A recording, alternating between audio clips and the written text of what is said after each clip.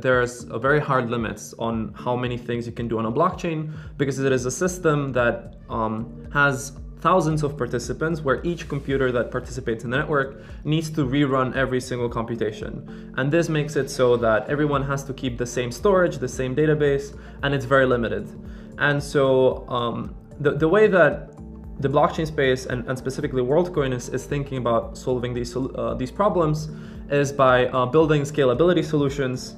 that leverage different types of advancements in distributed systems.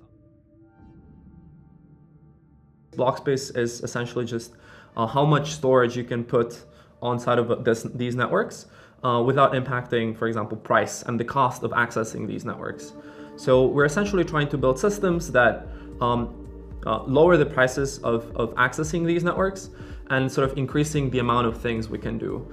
So as we have more and more users,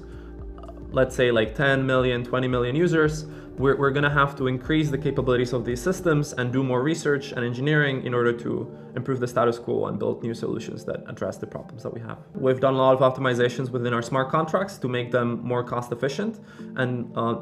make them less of a burden on the blockchain, as well as doing some aggregation work within the cryptography side of things in order to make our proofs smaller, more compact, and more succinct.